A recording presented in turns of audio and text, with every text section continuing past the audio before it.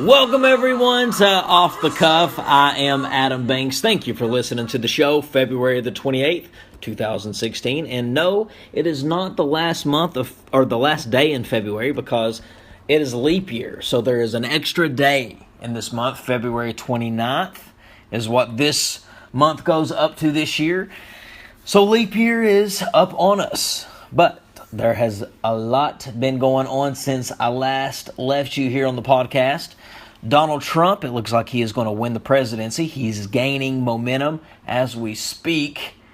Donald Trump, I don't know how many states he's won at this point, but I feel like it's been a lot. I know right off the top of my head, South Carolina, he won Nevada, and, a lot of people forget that Donald Trump has a building in Vegas that's on the Strip, the Trump Towers.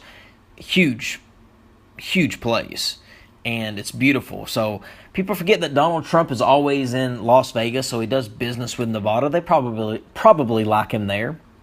Donald Trump is just one of these presidents I feel like people are starting to really get behind. I think he's a presidential candidate that people like. To tell you the truth, if I had to vote today for president, I would vote Donald Trump. I like Trump for a couple reasons.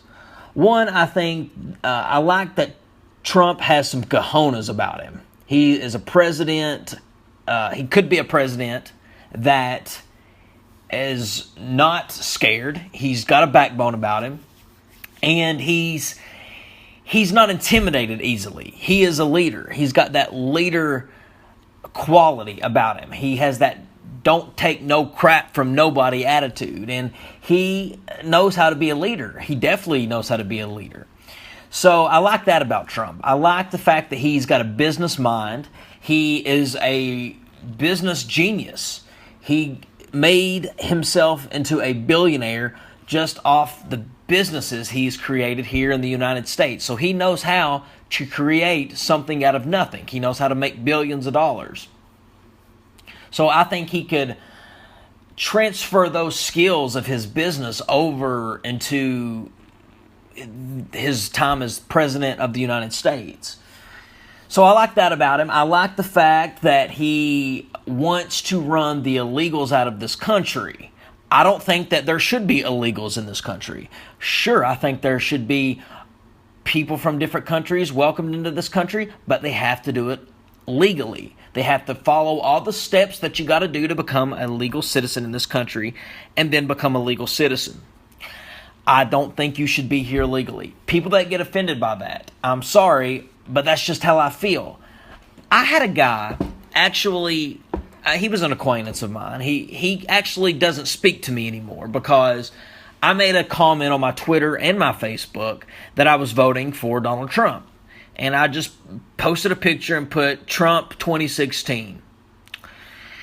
So and so that indicated that I was for Donald Trump for president. This has been a while ago. I've been for Trump for a long time. And he wrote me on Facebook, and he wrote this big message of how he was disgusted with me because I was for a person like Donald Trump. He called Donald Trump a no good piece of blank mother ever.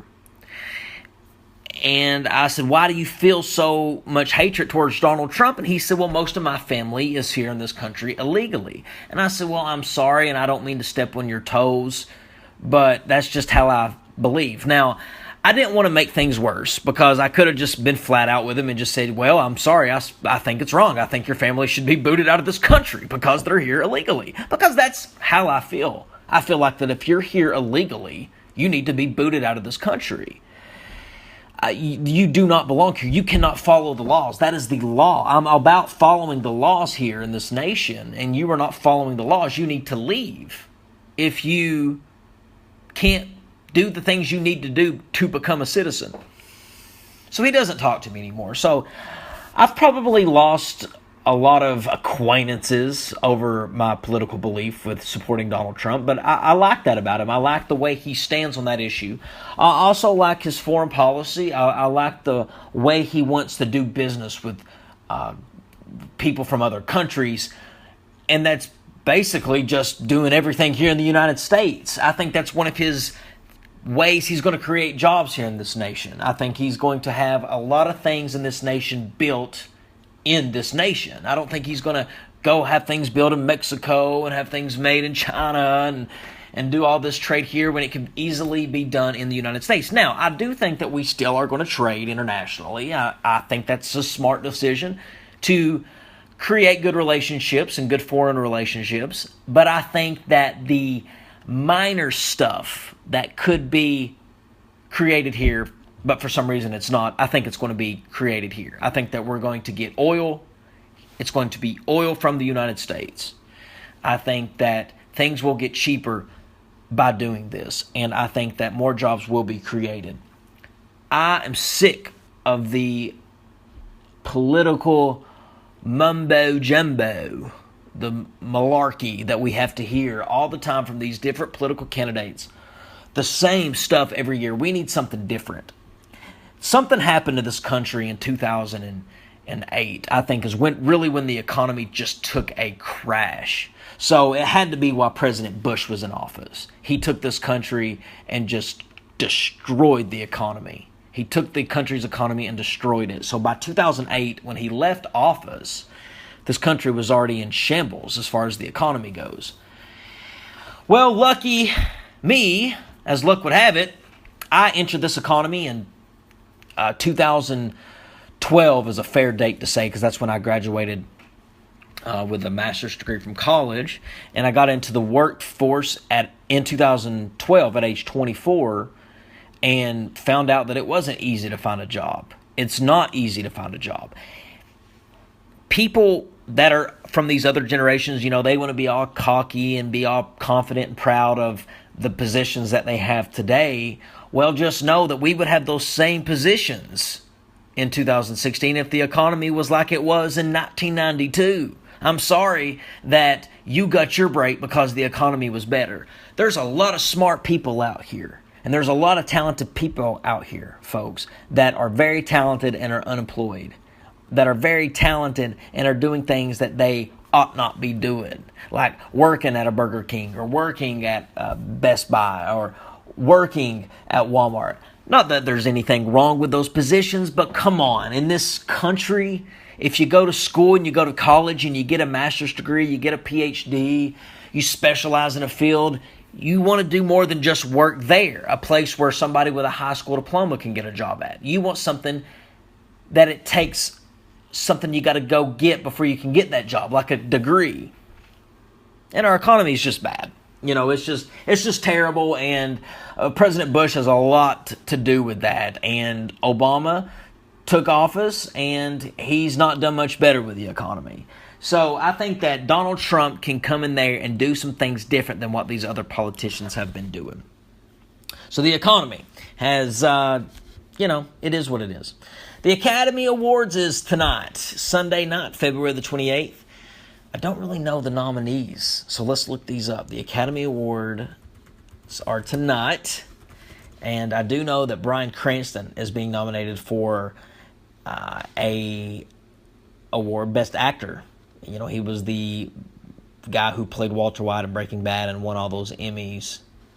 But the nominees for 2016 Oscars, the Best Picture, we have Bridge of Spies by Steven Spielberg, Mad Max by George Miller, The Revenant, Spotlight, The Martian, The Big Short, Room, and Brooklyn. Best Actor, there's Eddie Redmayne, Michael Fassbender, Bryan Cranston, Matt Damon, and Leonardo DiCaprio. Best Actress, Brie Larson, Charlotte Rampling, Cate Blanchett, Saoirse Ronan, and Jennifer Lawrence. Best Supporting Actor, Mark Ruffalo, Sylvester Stallone, Tom Hardy, Mark Rylance, Christian Bale. Best Supporting Actress, Rachel McAdams, Rooney Mara, Jennifer Lee, Kate Winslet, and Alicia Vikander. Best Director, George Miller, Adam McKay, Lenny Aberson, Alejandro, don't even want to attempt that last name, starts with an I, and then Tom McCarthy. So, that's interesting. Oh, and look at all the artists that are nominated for their Best Original Song. Lady Gaga, Sam Smith, The Weeknd, and Tony Hagarty, and David Lang. So that's interesting. I wonder what Lady Gaga will wear to the Oscars. Probably another meat dress, maybe with some seasoning on it this time. But the Oscars, I love the Oscars. You know, I've went to the Kodak Theater, what it was called at the time. Now I think it's called the Dolby Theater. But I've been to that theater in Los Angeles. My first time going to that theater was in 2007. I went with my friend Amber Hall, who listens to the show. Hi, Amber.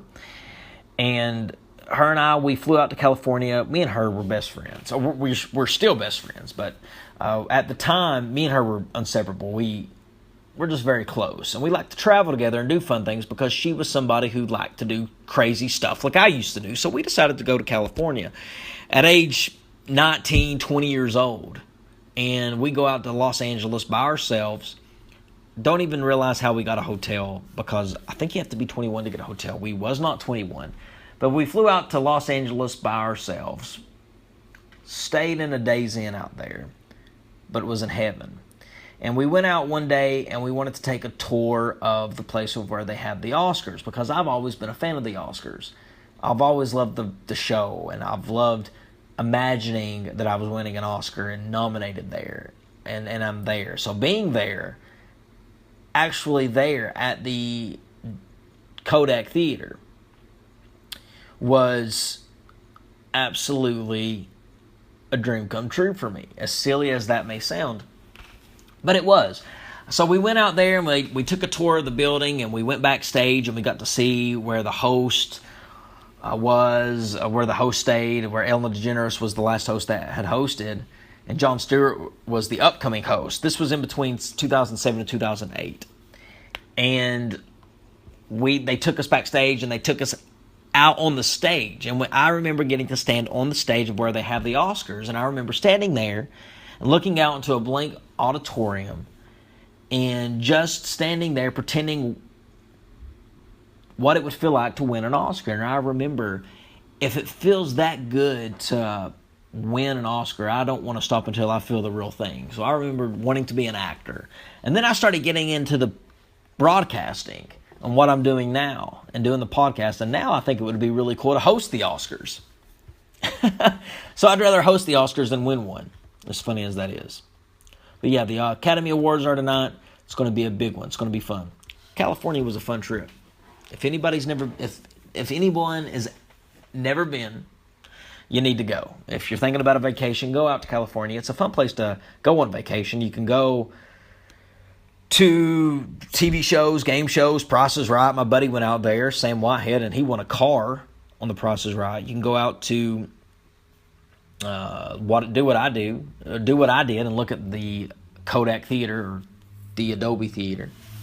Kodak Theater. That's when you know it was a long time ago. Can you believe that Kodak doesn't exist anymore? Kodak, a company you thought that would never go out of business, a multi-billion-dollar organization, went out of business because that's the way things happen now in this time with technology. Technology just makes things that we never thought could go out of business. What's going to be the next thing that goes out of business? Who knows? Is it going to be cable?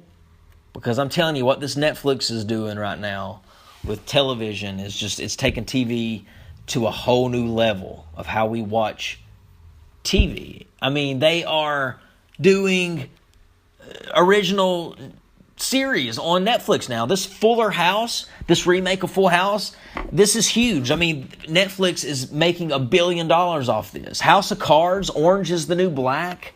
All of these network originals is really changing the landscape of how we watch television. It really is. People are going to stop buying cable if Netflix keeps improving like they have been. It's insane. Just to touch a little bit on sports, the Kentucky Wildcats, they played a game that they lost. They played, it was terrible. They played Vanderbilt down in Nashville. And I think that people thought that this was a game that Kentucky could lose, so it wasn't really a big shocker. I certainly thought they could lose. The score was 62-74. So they beat us by 12 points. So they put a beating on us. So Kentucky's record is now 21-8. So Kentucky is now looking like they could be a 5 seed in the tournament this year come March Madness. Vanderbilt is a team that it looks like that they could still be on the bubble of being a team that could get into the tournament. Who knows? But Kentucky, they play Florida next. I think Florida is a team that they can win against. It's at Florida. And then we play LSU. So we play LSU at Kentucky, so I think that we're okay there. It's hard to beat Calipari down at Rupp Arena. But our March Madness shows, I'm glad I mentioned that and brought that up. They're coming up soon, and they're going to be with a bunch of familiar voices, Chad Rainwater, Ryan Mullins, and Zach Hahn, hopefully Jordan Canasser, it's a mouthful, can join us on the shows as well. But ladies and gentlemen, I want to thank you for listening to the show. It's always a blast doing this, and I always have fun doing it. Another podcast done by myself. It's definitely different, but I like it. Well, ladies and gentlemen, I'm Adam Banks. Thank you for listening to the show. This has been Off the Cuff. Check us out on iTunes. Check us out on Facebook. Check us out on Twitter. We're all over the place. We'll see you later, ladies and gentlemen.